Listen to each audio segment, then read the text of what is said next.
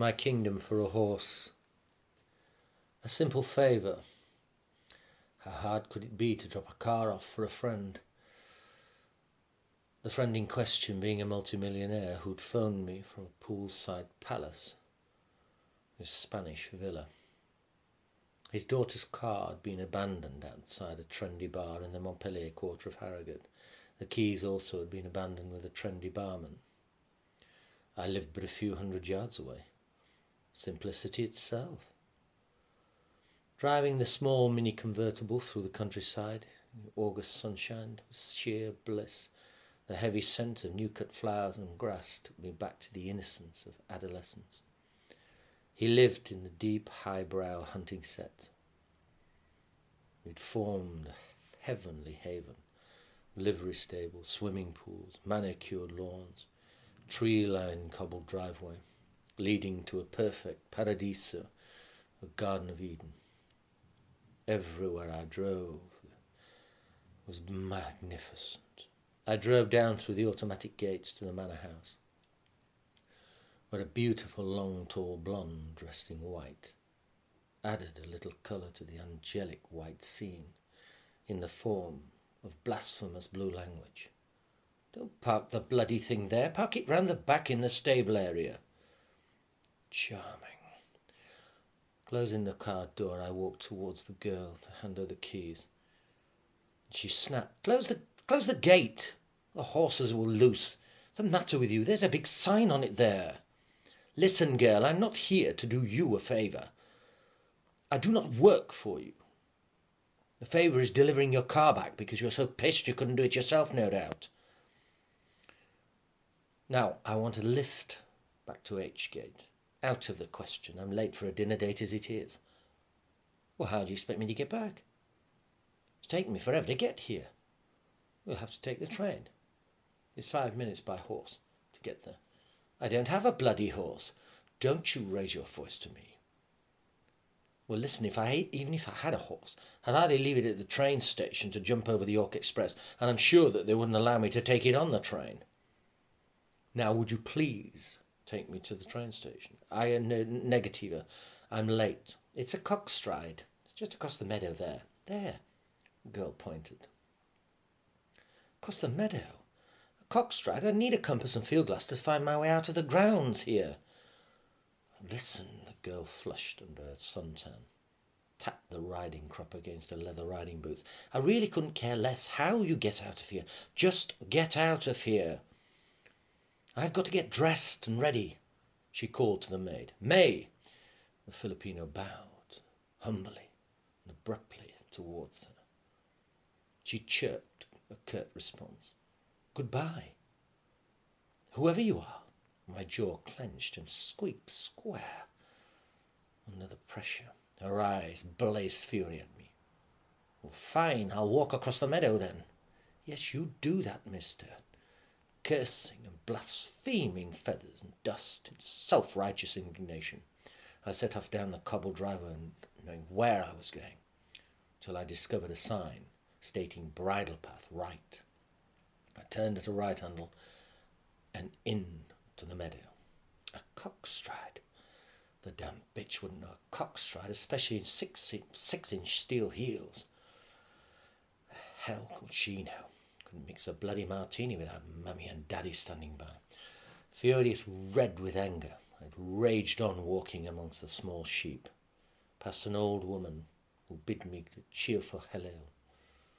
My temper dissipated and I responded in a lighter mood. I minded under some ancient yew trees into the medieval churchyard, only then to be attacked with a donkey kicking every direction and chase me back out onto the path. "Oh dear," said the old woman. "Oscar sometimes gets bad-tempered with strangers, you know." This donkey? You know this donkey?" "Oh, yes, he keeps the grass down in the graveyard." "Well, why didn't you tell me he was vicious? It could have got me killed." You usually let me walk in there?" "Well, it's nothing to do with Me, it's probably you. You're giving off bad vibes. Normally it doesn't go crazy like that. It's you. I've got this distinct uneasy feeling. This backwater is jinxed. There seems to be a very cavalier approach to my mortality. It seems a little too casual. Well, he's just not keen on you. You'd better go round. Oh, really? I thought he was just warming to me. Oh, no, I don't think so. I cast a glare in the old crone's direction and breathed a chestful of air and snorted it out. Absolutely nonchalant indifference. Like this old crow. Just like my parents in a line of action. Give them a good tongue lashing. Anyway, I feel like putting a foot on a turkey neck. I walked round the cemetery, down the wall, and the donkey followed me, baring its teeth, laughing in triumph at having caused such distress to the enemy, the human being. It's always the same with short, stumpy little things, I called back. We've got a massive attitude problem, you. The donkey honked back disdain, treading in a fresh cowpat. I thought, marvellous. That is just what's required on a brand new pair of brogues, burning in with acid.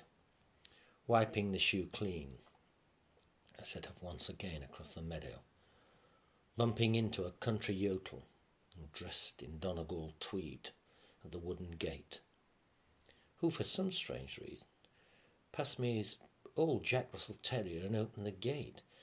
The thing immediately turned and snapped and snarled, trying to bite me. I dropped it into the grass. Well, she's not keen on you, my boy. You must be giving off bad vibes. I feel normally as good as gold. Yes, that's been said before. Are you not keen on God's little creatures, then? Not when they're rabid, my good man, and good day. I continued to traverse across what was fast becoming a hostile piece of terrain. I'm not a bad person, but I don't suffer fools. I seem to constantly bark to keep them at bay. 3/4 of a mile across the way, what stood in my way but a massive bull, impassive. It snorted and stomped its hoof in annoyance at my arrival. Oh my God! I quickly surveyed the surroundings, only to find that I'd wandered into a no-man's land, with no cover, or even a suggestion of survival. I was dead. Oh, the only thing was a tree, 30 yards away, at 3 o'clock. I bolted at right angles, sprinting at God's speed. I had to make the tree or die. My heart pounded, blood through the veins, coursing with adrenaline.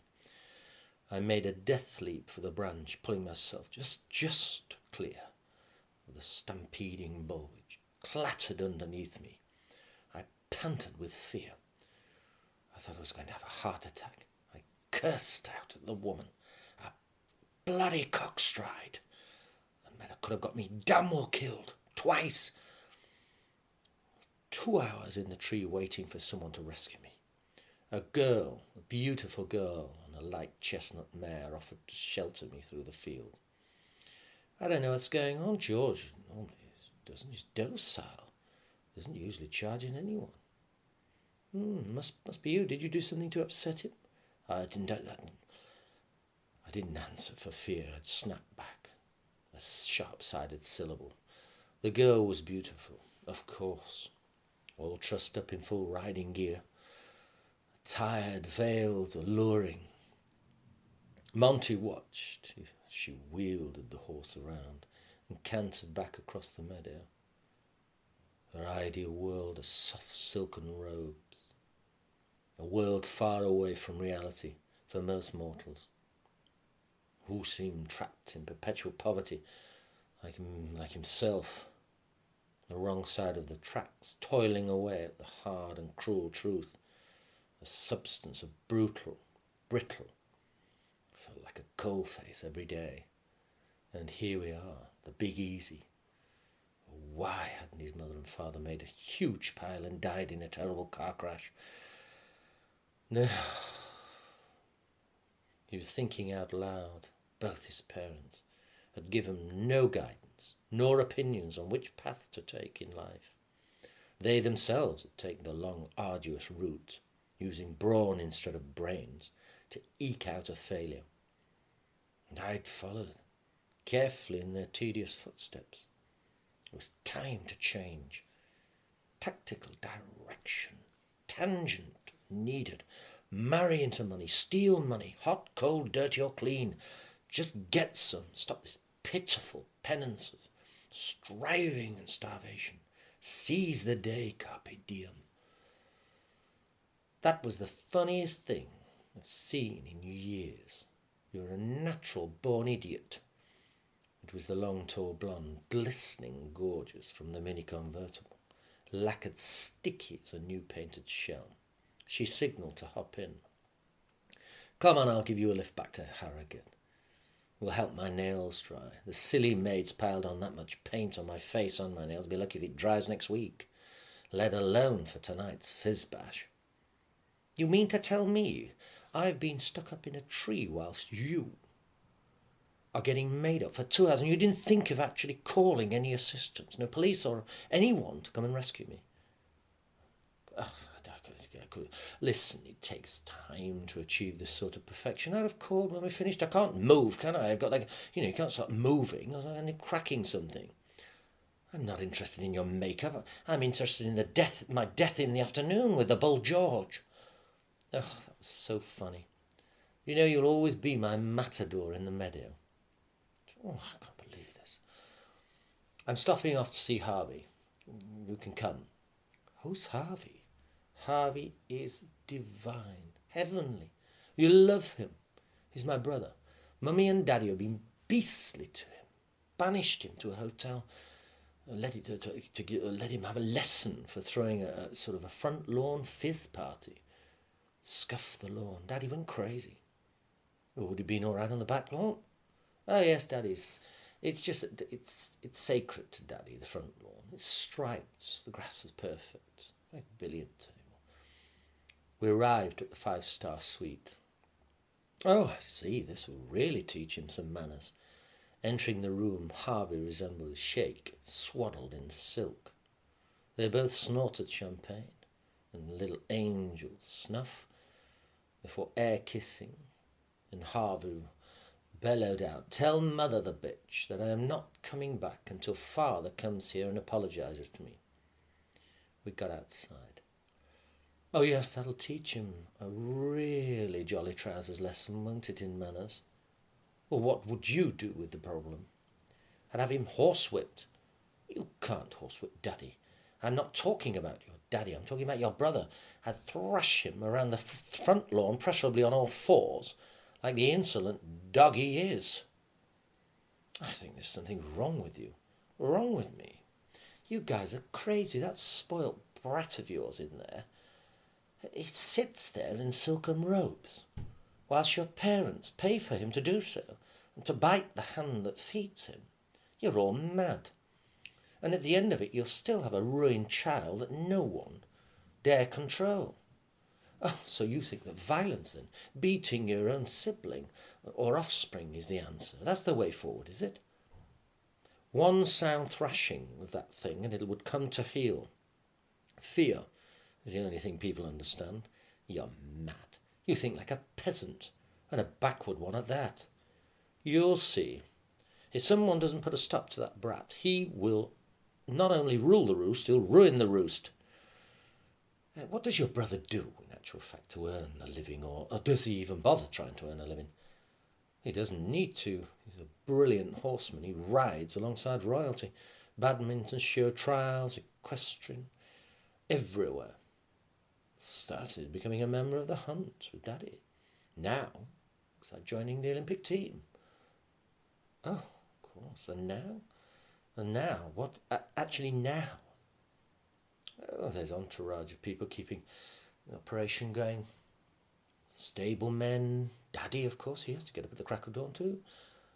You know, your horse boxes, numerous mounts needed for every event. You can't expect, what do you expect us to do? I'm asking you, has he made any money at this caper? It is not a caper, or, as you put it, a hobby. This is a serious endeavour. If he's chosen to represent the country, future is fame and fortune.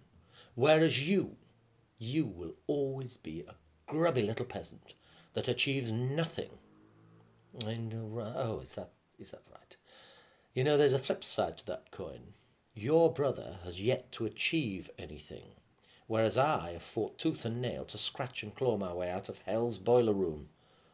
One thing's for sure, I don't need mummy and daddy standing by with a safety net in case I fall out of their money tree. You sound bitter and twisted. Not really, but where I've come crawling from, don't forget it's the same place your father started at. A long time ago. Oh, he's never spoken of you. We go all the way back. I used to help him. So I'm raking in the rents with his tenants. Oh, we have a management company now. We don't need people. We need to dirty our hands and knocking on doors like debt collectors. Yes, I bet you do, all prissy and prim. Meaning, I suppose, me and your father had to knock the rough edges off the diamonds that you two can bijou beautiful in, putting in any effort yourselves. I don't think I like your tone. The best thing to do then is to drop me off. A grubby little peasant. We're both straining and stretching the sentences anyway. By the way, thank you for the lift. Maybe I'll apologize for the offense, and also